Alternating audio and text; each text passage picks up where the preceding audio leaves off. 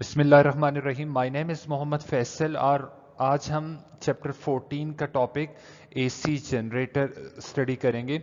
AC से क्या मुराद है कि अल्टरनेटिंग करंट और जनरेशन मींस पैदा करना, कि आप एसी कैसे प्रोड्यूस कर सकते हैं। तो उसके लिए जो इलेक्ट्रोमैकेनिकल डिवाइस इस्तेमाल होगा वो दैट इज़ एसी जनरेटर। तो आपके सामने ये एक एनिमेशन शो हो रही है जो कि क्या है, आपके पास एक एसी जनरेटर है। सबसे पहले देख लेते हैं हम इसको डिफाइन कैसे करेंगे। एक इंपॉर्टेंट इलेक्ट्रोमैकेनिकल डिवाइस है, एक इलेक्ट्रिकल डिवाइस है जो क्या करता है, मैकेनिकल एनर्जी को इलेक्ट्रिकल एनर्जी में चेंज कर रहा होता है। तो मैंने इसीलिए इस लफ्ज बोला इलेक्ट्रोमैकेनिकल, कि इलेक्ट्रिसिटी आप प्रोड्यूस कर रहे होते हैं यूजिंग मैकेनिकल मैकेनिज्म को यूज करते हुए। मैकेनिकल मैकेनिज्म यहाँ पे क्या है कि आप एक कॉइल को मैग्नेटिक फील्ड के अंदर रोटेट करवाते हैं, जिससे क्या होता है, आपका इलेक्ट्रिसिटी जनरेट होना शुरू कर देती है।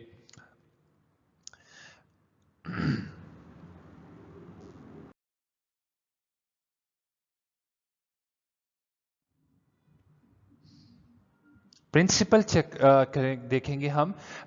Working principle of AC generator क्या है। कह रहा है कि AC generator work on the Faraday's law principal. Faraday's law हमने देखा था, सेम वही मैंने बात बताई कि कॉइल है मैग्नेटिक फील्ड में, आपने क्या करना है, उसको रोटेट करवाना है। जैसे कॉइल को मैग्नेटिक फील्ड के अंदर रोटेट करवा रहे होते हैं तो आप क्या कर रहे होते हैं, फ्लक्स को चेंज कर रहे होते हैं, जिसके नतीजे में आपकी कॉइल के अंदर ही एक वोल्टेज इंड्यूस्ड हो रही होती है। तो that is the principle of working of AC generator. See over here, आप क्या कर रहे हैं, एक कॉइल आपको नजर आ रही है इसके अंदर। मैं आपको शो कर देता हूं, यहां पे ये वाली कॉइल को आप क्या कर रहे हैं, किसी भी वेज से आप क्या करवा रहे हैं, मूव करवा रहे हैं। कॉइल के मूव करने से क्या हो रहा है, आपकी जो मैग्नेटिक फील्ड है वो नॉर्थ से साउथ पोल की जानिब मूव कर रही है, इस जानिब।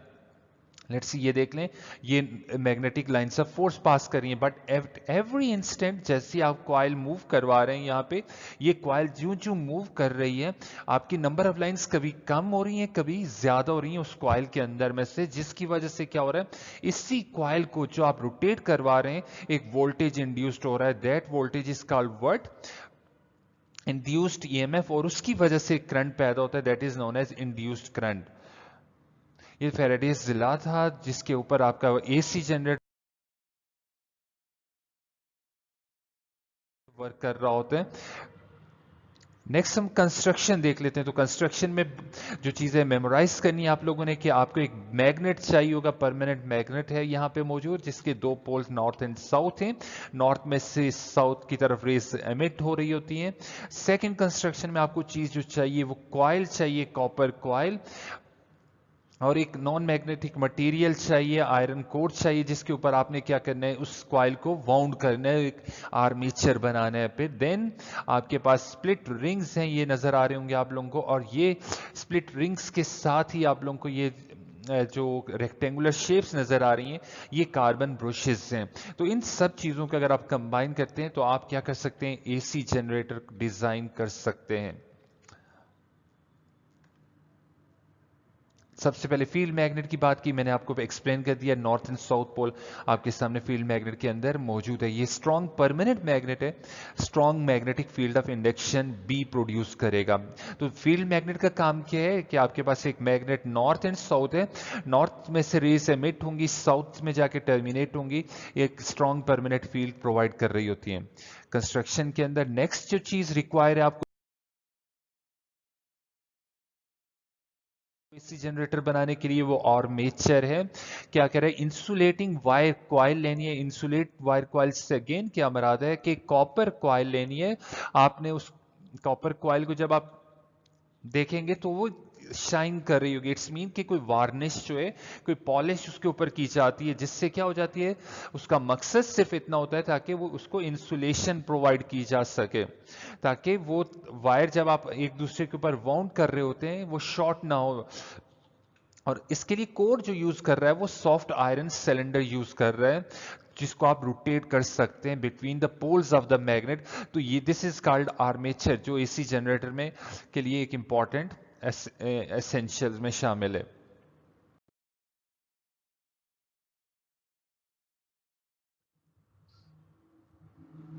Then slip rings and carbon brushes, उसको डायग्राम के थ्रू मैंने एक्सप्लेन कर दिया। ये देखें, ये आपके पास स्लिप रिंग्स हैं and then along with slip rings there are 2 carbon brushes. ये देखें कार्बन ब्रशेस भी मौजूद हैं स्लिप रिंग्स के साथ।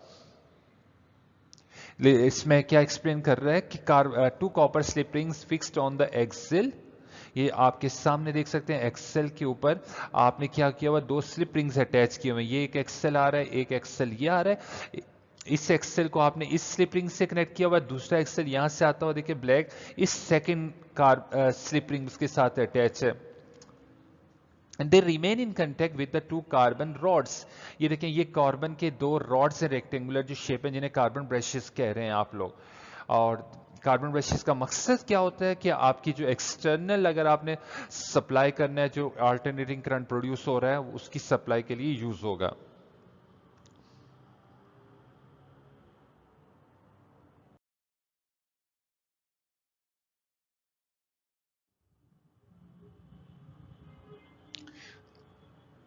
अब इसकी वर्किंग की बात कर लेते हैं। वर्किंग एसी जनरेटर, आपने अगेन एक रेक्टेंगुलर कॉइल जो मैग्नेटिक फील्ड में आपने प्लेस की। Initially the plane coil is at vertical to the magnetic field, then induced EMF will be 0। Now the coil starts to rotate clockwise.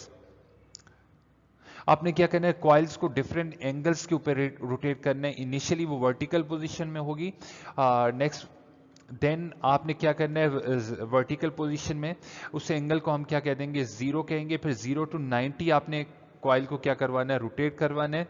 90 पे यहाँ पे देख लें 0 to 90 जाना है, फिर इंड्यूस्ड ईएमएफ इंक्रीज करना शुरू कर देगी। 0 to 90 कॉइल जब मूव कर रही होगी तो वोल्टेज भी क्या होगा ना, 0 से मैक्सिमम की तरफ बढ़ रहा होगा।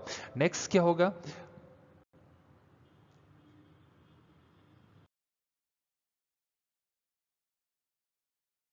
यहाँ इस डायग्राम में आपको क्लियर नजर आ रहा होगा, आप देख सकते हैं, ये इनिशियली वर्टिकल पोजीशन में कॉइल आपकी। यहाँ पे फ्लक्स चेंज जो है, यहाँ पे क्या बिल्कुल 0 है, तो आपकी वोल्टेज यहाँ पे 0 है। जैसे 0 टू आप क्या करेंगे, 90 मूव करवाएंगे। देखें ये 0 to 90 इस डायग्राम के अंदर आप देख सकते हैं कि आपने इस कॉइल को वर्टिकल पोजिशन से क्या कर दिया, यूं ऐसे 90 डिग्री की तरफ मूव करवाया। तो क्या होगा, फ्लक्स चेंज होना शुरू हो जाएगा। जो जो फ्लक्स चेंज होता रहेगा, वोल्टेज क्या होगी, इंड्यूस्ड हो रही है। लेट्स सी, ये देखें वोल्टेज आपको एनिमेशन के अंदर भी देख रहे हैं कि आप जो जो इस कॉइल को रोटेट कर रहे हैं, यहां 0 से ये मैक्सिमम चले जाएगी। फिर 92 अगेन वर्टिकल पोजीशन में, यानी कि बी डाउनवर्ड हो जाएगा, ए अपवर्ड चला जाएगा। यानी कि आपका एंगल अब टोटल क्या होगा, पहले देखिए यहाँ पे पोजीशन एक सॉरी बी की थी, बी दोबारा अपनी ओरिजिनल पोजीशन पे आ चुका है, मींस एक साइकिल कंप्लीट की है, हाफ साइकिल कंप्लीट की है, 180 डिग्री थीटा 180 हुआ। अगेन वो फ्लक्स मैक्सिमम से क्या होना शुरू हो जाएगा, डिक्लाइन की तरफ कम होना शुरू हो जाएगा।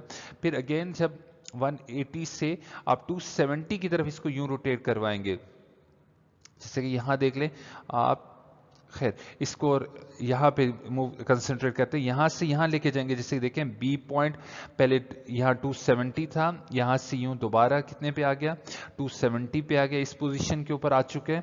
तो अगेन यहाँ पे जो वोल्टेज इंड्यूस होगी वो नेगेटिव साइकिल पे यहाँ 180 से 270 तक जाएगी। फिर 270 से ये वापस ओरिजिनल पूरा एक सर्कल कंप्लीट जब करेगा, तो ये यहाँ वापस 270 से दोबारा 0 पे आ जाएगी। इस तरह क्या हो रहा होता है, आपकी वोल्टेज क्या हो रही होती है, अल्टरनेट हो रही थी कॉइल के रोटेट करने से।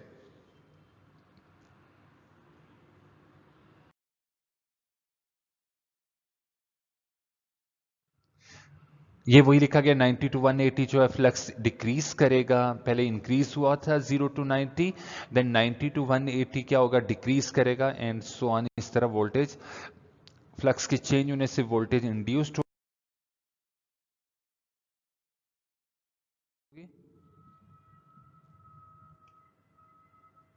ये सेम वही फिगर आपको दिखाई गई है कि आपका कैसे रोटेशन चल रही होती है, कि आपकी कॉइल जो होती है क्या हो रही होती है, वो कभी वर्टिकल पोजीशन में होगी तो वोल्टेज इंड्यूस क्या होगा, चेंज नहीं हो रहा, फ्लक्स तो 0।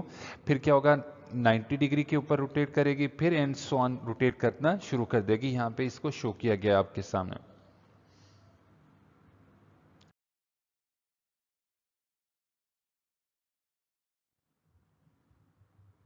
अब derivation of induced EMF in the AC generator, आपका फार्मूला मैथमेटिकल कैसे ड्राइव करेंगे। तो इसमें कह रहा है कि कॉइल का एरिया लेट्स सपोज हम कह देते हैं ए है और नंबर ऑफ टर्न्स जो हैं उस कॉइल की कितनी है, लूप्स जो हैं कॉइल में एन है। लेट्स सी मैं इसको ड्रा करके दिखा देता हूं आप लोगों के पास। हम आर्मेचर की बात कर रहे हैं, ये इस कॉइल की बात कर रहे हैं। लेट्स सपोज इसका एरिया जो है लेंथ और विड्थ जो है वो ए के बराबर है आपके पास, और नंबर ऑफ वाइंडिंग्स यहां मैं कर देता हूं 1 2 3 so on an. Let's suppose इसे हम क्या कर देते हैं एन है, ये हम आर्मेचर की बात कर रहे हैं। और ये जब कॉइल रोटेट करेगी, आपने देखा था फील्ड मैग्नेट के अंदर कॉइल रोटेट कर रही होती थी, लेट्स सपोज की एंगुलर स्पीड जो है वो ओमेगा के बराबर है। जब कोई चीज सर्कुलर पाथ में मूव कर रही होती है तो उसकी वेलोसिटी को आप एंगुलर स्पीड का कहते हैं, एंगुलर वेलोसिटी कह रहे होते हैं। और जब भी कोई आपने अब स्टडी किया था मोशनल ईएमएफ वाला टॉपिक, जब भी किसी कंडक्टर को मैग्नेटिक फील्ड में आप मूव करवाते तो उसके जो एंड्स के ऊपर क्या होता है, वोल्टेज इंड्यूस्ड हो रहा होता है। वो वोल्टेज किसके बराबर होता है, हमने स्टडी किया था E is equal to V B L, या आपने लोगों ने ये स्टडी किया था इंड्यूस्ड ईएमएफ जो होता है वी बी एल के बराबर होता है एंड साइन ऑफ थीटा होता है। आप बट हेयर यहां देख सकते हैं ये 2VBL क्यों यूज किया, क्योंकि आपकी कॉइल चूंकि रेक्टेंगुलर शेप में है, अगर यहां पे एक वोल्टेज इंड्यूस्ड हो रहा है E, तो वो voltage at the same time इस एंड के ऊपर भी इंड्यूस्ड हो रहा होगा। तो ये VBL इस एंड के लिए, ये VBL भी इस एंड के लिए, तो क्या होगा, ये दोनों एड अप हो जाएंगे तो आपके पास 2VBL साइन ऑफ थीटा आ जाएगा, यानी कि total voltage that will be produced in that coil due to two ends.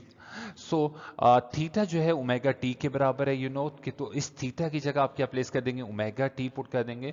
But this is for only one loop के लिए बात कर रहे हैं, कि एक टर्न की बात कर रहे हैं हम लोग। अगर you have number of loops in that coil, so simply multiply by this expression with N. तो आपने इस एक्सप्रेशन को किससे मल्टीप्लाई कर दिया, एन से मल्टीप्लाई कर दिया। अब ये वाला जो एक्सप्रेशन है, इसमें जो n है मैंने आपको शो करके दिखा दिया था कि कॉइल जो है आपने कितने नंबर ऑफ टर्न्स दी हुई हैं, और फील्ड मैग्नेट की जो है स्ट्रेंथ को आप क्या कहते हैं, एक नॉर्थ पोल है, साउथ पोल है, इसे B से शो किया जाता है। V से क्या मुराद है यहाँ पे, लेंथ ऑफ द, L से मुराद लेंथ ऑफ द कॉइल है, और linear velocity of the coil, ये V वेलोसिटी को शो कर रही है यहाँ पे, और ओमेगा जो है एंगुलर वेलोसिटी को शो करेगी।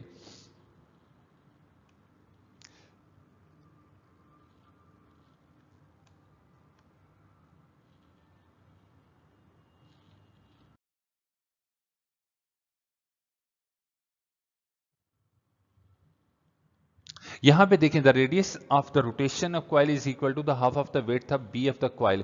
लेट्स सी मैं इसको ड्रा करके दिखा देता हूं आप लोगों को। ये जो टोटल आपके पास कॉइल है, लेट्स सपोज उसकी ब्रेड्थ जो है बी है और लेंथ जो है कैप एल से शो किया हुआ है।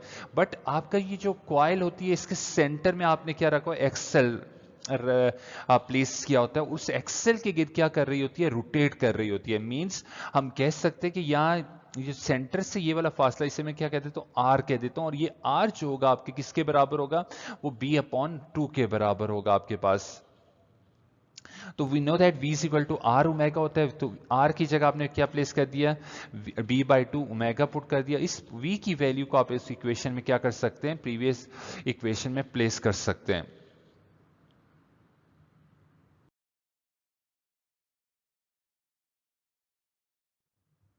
तो यहां हमने प्लेस की हुई है, देख सकते हैं आप लोग, E इज इक्वल टू, आपने V की जगह क्या प्लेस कर दिया, B/2 पुट कर दिया और ओमेगा पुट कर दिया। यहां पे इस जगह पे क्लियरली नजर आ रहा होगा आप लोगों को। फिर देन क्या आ रहा है आपके पास, ये B और लेंथ जो है इसको विद इन ब्रेसेस रख लिया, 2 को 2 से रिड्यूस कर लिया आप लोगों ने। तो simple expression NBL omega B sine omega t रह जाएगा। BL that is area, NB as it is आ जाएगा, और ओमेगा साइन ओमेगा टी। तो ये देखें, अगर ओमेगा टी जीरो के बराबर हो, आपका एंगल जीरो होगा, तो साइन जीरो क्या हो जाएगा, जीरो। पूरी का पूरा एक्सप्रेशन क्या हो जाएगा आपका, ये जीरो हो जाएगा। लेकिन अगर ओमेगा टी 90 के बराबर होगा, then it will become sine 90 क्या हो जाएगा, 1 के बराबर होगा। तो आपके पास इंड्यूस्ड ईएमएफ क्या हो जाएगी, मैक्सिमम हो जाएगी। तो E nought is equal to ये आ जाएगा ANBW, इसे नवाब भी पढ़ सकते हैं। याद करने का बहुत अच्छा तरीका है कि NWAB, डब्ल्यू मीन्स या ओमेगा है, मैं सिंपल वर्डिंग में इसे W पढ़ रहा हूँ, लेकिन ये ओमेगा एंगुलर वेलोसिटी है आपके पास। तो इसको याद कैसे करेंगे? इंड्यूस्ड ईएमएफ जो कि जनरेटर में पैदा हो रही होती है वो नवाब के बराबर होगी। अगर इसी वैल्यू को आप इक्वेशन 2 में पुट करेंगे, इस इक्वेशन में पुट करेंगे, तो ये सारे के सारा नवाब जो है आपका, ये किस में चेंज हो जाएगा? ई नॉट में चेंज हो जाएगा। और पहले आपका ई है और फिर देन क्या आ रहा है? साइन ओमेगा टी आ रहा है। तो इस तरह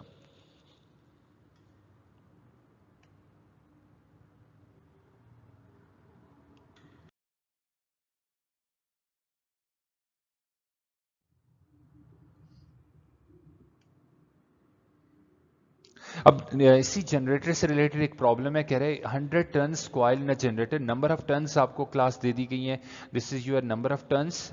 एरिया कॉइल का भी आपको गिवन है 500 सेंटीमीटर स्क्वायर है। मैग्नेटिक फील्ड की वैल्यू अगेन दे दी गई है। How fast the coil rotate, omega आपने फाइंड करना है। मैक्सिमम वोल्टेज जो है वो ई नॉट जो आपको गिवन है 150 वोल्ट है। तो सबसे पहले डेटा बनाते हैं हम लोग। नंबर ऑफ टन्स अगेन 100 है, area 500 centimetre square. What does it mean कि आप 500 को दो दफा आपने क्या करना है, इसको 100 पे डिवाइड करना है, तो 0.05 मीटर स्क्वायर आ जाएगा। मैग्नेटिक फील्ड की वैल्यू गिवन है, वोल्टेज भी गिवन है आपके पास, एंगल 90 डिग्री है। Why it is 90 degree, although it is not mentioned in the numerical? Because you have to generate the maximum voltage, and for the maximum voltage your angle should be 90 degree. And what about angular speed? Omega.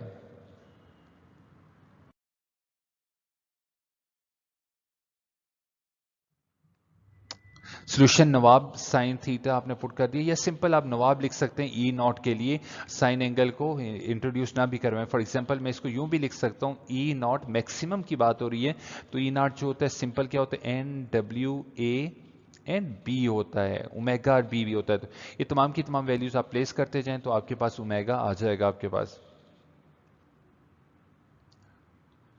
Omega जो होगा वो आपके पास 100 radian पर second आ जाएगा। Next है transformer से related. Previous lecture के अंदर आपने ट्रांसफार्मर पढ़ा था, उससे रिलेटेड प्रॉब्लम्स है आपके। The overall efficiency of transformer is 90%। The transformer is rated for an output power, output power दे दी गई आपके पास 12.5 किलोवाट है। The primary voltage is 1100 volt and the ratio of primary to secondary turn is 5:1। Iron losses given है और primary coil की resistance भी गिवन है। पहले क्या आपसे कह रहे हैं कि how much power is lost because of the resistance of primary coil, power loss मालूम करना है प्राइमरी साइड पे। सेकेंडरी कॉइल की रेजिस्टेंस RS कैलकुलेट करनी है। लेट्स सी डाटा की तरफ चलते हैं हम लोग।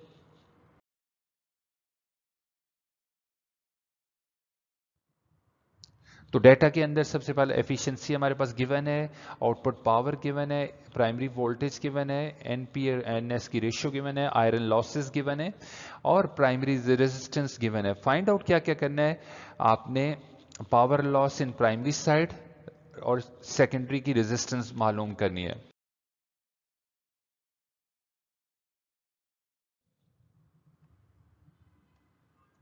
तो सबसे पहले E S upon N P is equal to N S upon N P वाला फार्मूला यूज करना है, जिससे क्या निकाल सकते हैं हम? सेकेंडरी ईएमएफ कैलकुलेट कर सकते हैं। तो यहां देखें N S upon N P जो है, N P upon N S आपको गिवन था 5:1। ये वाली जो वैल्यू थी वो 5:1 थी, बट ये क्या किस किस की रेशियो थी? N P ratio N S थी। बट फार्मूला आपका थोड़ा सा चेंज हो रहा है, यहाँ पे N S upon N P आ रहा है, तो आप इसको रिवर्स कर देंगे 1/p। तो यहाँ से E P value primary side पे जो वोल्टेज है वो 1100 है, ये वैल्यू पुट करके आप क्या कर लेंगे? ई एस कैलकुलेट कर लेंगे, 220 आ जाएगा।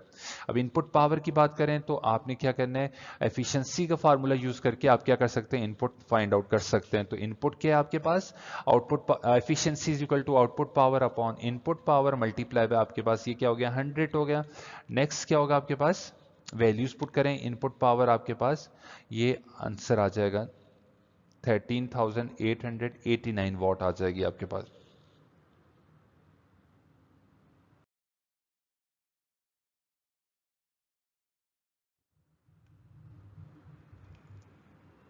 अब करंट की बात करते हैं इन प्राइमरी कॉइल की, तो इनपुट पावर के लिए P is equal to V है, आपने स्टडी किया, बट V यहाँ पे EP से शो कर रहे हैं, तो आप वैल्यूज यहाँ पुट करें, P इन भी मौजूद है, EP भी मौजूद है, IP आप यहाँ से इजीली कैलकुलेट कर सकते हैं।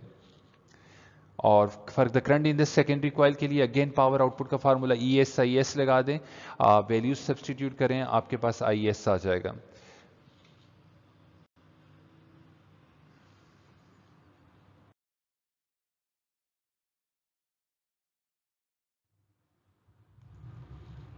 Power loss in primary coil, power loss का फार्मूला I²R होता है, तो प्राइमरी की बात हो रही है तो IP²RP हो जाएगा आपके पास।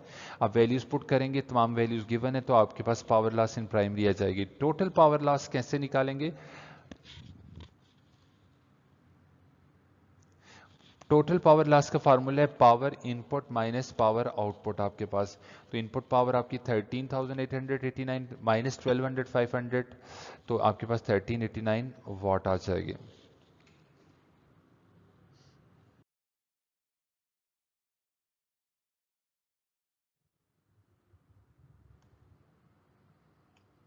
अब पावर लॉस इन सेकेंडरी की बात कर लें, पावर लॉस सेकेंडरी में क्या होगा? Power loss in primary plus power loss in secondary plus power iron losses. I think ये टोटल लॉसेज हैं जो आपके कैलकुलेट कर रहे हैं। तो पावर लॉस आपके पास 1389 आ गया पावर, और equal to 290 plus power iron power loss in secondary plus 700। Total losses की बात की, और यहाँ से आपने क्या निकालना है? Power loss in secondary. तो आप इक्वेशंस को रीअरेंज करके आप क्या कर सकते हैं? Power losses in secondary coil find out कर सकते हैं, वो दैट इज 399। और आरएस की बात करें तो आपके पास आई पावर आउटपुट जो होगी, पावर लॉस इन सेकेंडरी क्या होगी? वो I²R होती है, तो I² सेकेंडरी की बात हो रही है, तो इसलिए आप IS²RS यूज करेंगे। दोनों की वैल्यूज को आप यहां प्लेस करें तो आपके पास RS की वैल्यू आ जाएगी।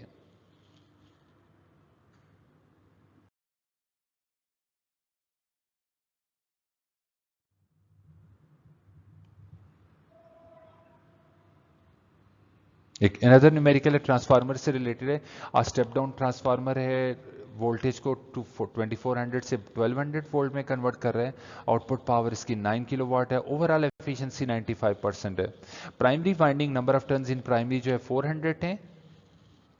कह रहे how many turns in the secondary coil, NS आपने कैलकुलेट करना है, input power P I find out करनी है, और what is the current in each coil, primary और सेकेंडरी करंट भी फाइंड आउट करना है। तो डेटा के अंदर ईपी दे दी गई है, ईएस आपके पास गिवन है, आउटपुट पावर गिवन है, एफिशिएंसी गिवन है, number of primary turn, number of turn secondary turns, और इनपुट पावर आपको, और प्राइमरी करंट और सेकेंडरी करंट आपने मालूम करना है।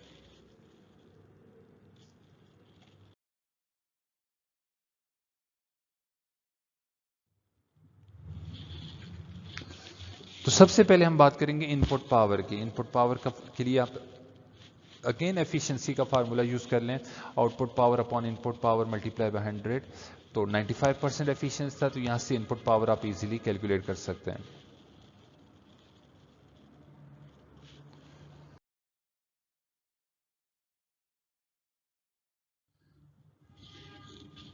सेकेंडरी टर्न्स की बात करें तो वही formula E S upon E P is equal to N S upon N P. तो तमाम बाकी वैल्यूज प्लेस करके आप एन एस कैलकुलेट कर सकते हैं। बाकी तमाम चीज़ें पेपर के अंदर आपको गिवन है और डेटा के अंदर गिवन है।